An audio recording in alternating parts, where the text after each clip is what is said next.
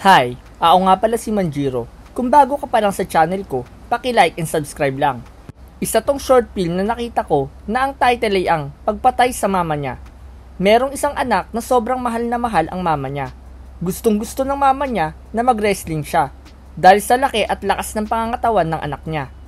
Kaya ang ginawa ng anak niya ay sinunod niya ang mama niya at nag-wrestling siya.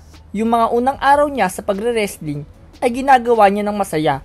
Pero habang tumatagal, yung mama na lang niya ang natutuwa sa bawat panalo niya. Bata pa lang siya, lagi na siyang sinasali sa mga kompetisyon at lagi rin siyang nagiging panalo. Kaya naman, halos mapuno na ang lagayan nila ng mga trophy niya. Hindi alam ng mama niya na meron talaga siyang gustong gusto at hindi ang pagre-wrestling kundi ang pag-aalaga ng halaman. Masaya siya habang hinihimas niya ang bulaklak. Habang ang mama naman niya ay parang ginagawa ng libangan ang pangongolekta ng mga trophy niya. Nahuli siya ng mama niya habang didiligan niya ang halaman, imbis na mag-ensayo. Kaya nagalit ang mama niya at pinagalitan siya nito, na dapat mag-training siya imbis na mag-alaga ng halaman. Dahil ayaw niyang sumunod, ginawang panakot ng mama niya na sisirain niya yung nag-iisang halaman niya kapag hindi siya nag-training. Kaya bawat laban ng anak niya, lagi niyang dinadala ang alagang halaman ng anak niya at ginagawa niya itong panakot para manalo ang anak niya sa lahat ng laban niya. Pero hindi napapansin ng mama niya na hindi na natutuwa ang anak niya. Ginagawa na lang niya yun hindi dahil sa pagmamahal, kundi dahil sa takot na baka sirain ng mama niya ang nag-iisang kaligayahan ng anak niya. Isang gabi, pauwi na sila ng anak niya. Napakalalim ng iniisip niya habang naliligo hanggang sa bago ito matulog. Nang meron siyang biglang naisip at napangiti siya dahil meron itong naisip na magandang idea. Bumili siya ng isang buto ng halaman at itinago niya ito sa isang locker niya at sinimulan niya itong diligan araw-araw. Pero maingat siya na hindi makita ng mama niya dahil baka sirain din ito ang halaman na binili niya. Tuwing meron siyang laban, sobrang lungkot niya. Tuwing lalaban siya at patuloy pa rin ginagamit ng mama niya yung alaga niyang halaman para ipanakot sa kanya.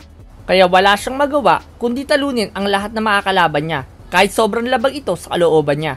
Dahil madalas siyang nananalo, naging laman na siya sa mga magazine at dumadami rin ang mga trophy niya. Sa sobrang dami ng trophy niya, halos mapuno na ang kwarto niya. Halos wala na siyang mahigaan sa sobrang dami. Pagbukas niya ng locker niya, para silipin yung halaman niya, nagulat siya kasi napakaganda ng bulaklak ang tumubo sa locker niya. At nahuli naman siya ng mama niya. At sinimulan na naman siyang pagalitan nito. Ang ginawa niya, nilagyan niya ito ng pangalan at ang nakalagay Mama. Ito pala yung regalo ng anak niya sa kanya. Na makita niya ito, meron siyang naisip. Ang naisip niya, gagamitin niya yung halaman na yun para ipanakot ulit sa anak niya para manalo ulit siya sa mga laban niya.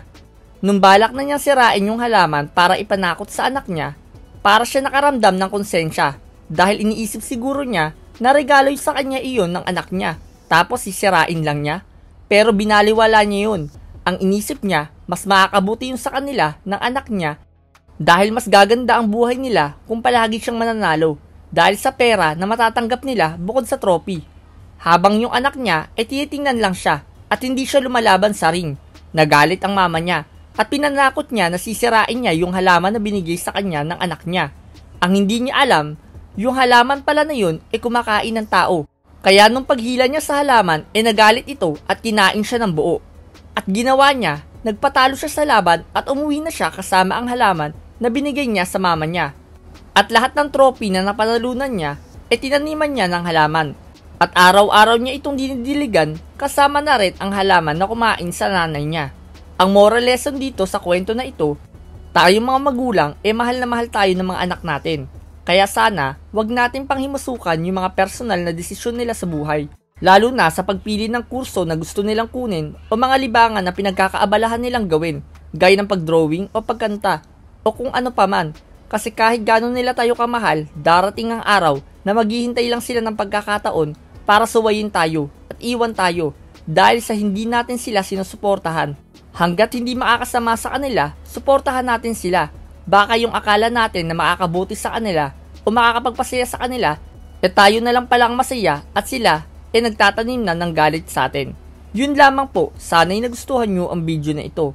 Paki-like and subscribe lang kung nagustuhan nyo ang video na ito. Malaking tulong na rin to para sa akin para ganahan pa mag-upload pa. Maraming salamat po.